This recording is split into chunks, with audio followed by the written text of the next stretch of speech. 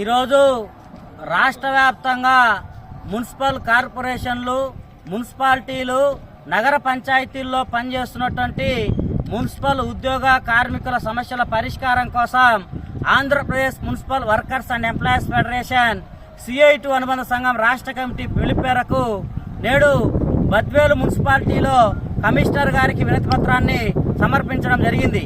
ఈరోజు ప్రధానంగా మున్సిపల్ ఉద్యోగులు, కార్మికులు అనేక రకాలైనటువంటి సమస్యలతో సతమతమవుతా ఉన్నారు.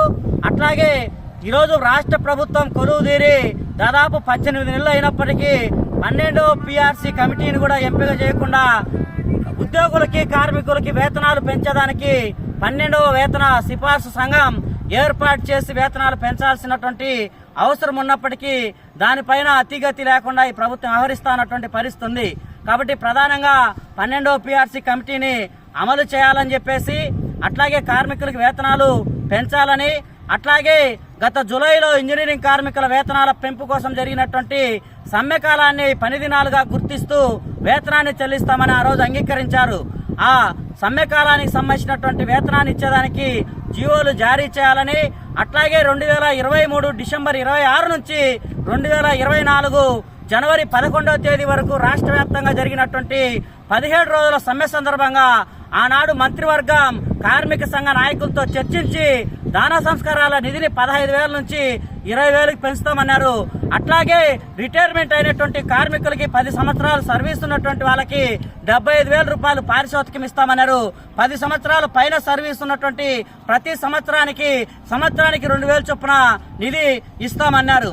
అట్లాగే చనిపోయినటువంటి కార్మికులకి, సిక్కులో ఉన్నటువంటి కార్మికులకి, వీళ్ళందరికీ కూడా వాళ్ళ కుటుంబ సభ్యులకి ఉద్యోగాలు ఇవ్వాలని, అట్లాగే ఈ యొక్క ఎక్స్గ్రేషియాకి సంబంధించినటువంటిది కూడా ప్రస్తుతం జీవో నెంబర్ 25 ప్రకారం సాధారణ మరణానికి 2 లక్షలు, ప్రమాద మరణానికి 5 లక్షలు ఉంది.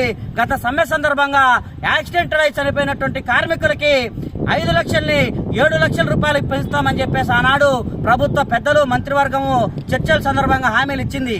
ఈ రోజు 18 నెలలు గడుస్తున్న వాటికి సంబంధించినటువంటి ఉత్తర్వులు ఇవ్వడంలో తీవ్రమైనటువంటి జాప్యం జరుగుతోంది.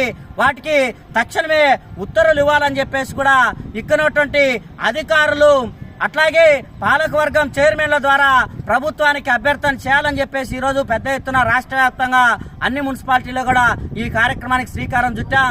ఇప్పటికైనా రాష్ట్ర ప్రభుత్వం స్పందించి మున్సిపల్ రంగంలో ఉద్యోగులు, కార్మికులు ఎదుర్కొన్నటువంటి సమస్యలన్నింటినీ కూడా పరిష్కరించేదానికి సత్వరంగా చర్యలు చేపట్టాలని చెప్పేసి కూడా ఈ సందర్భంగా రాష్ట్ర ప్రభుత్వాన్ని విజ్ఞప్తి చేస్తున్నాం.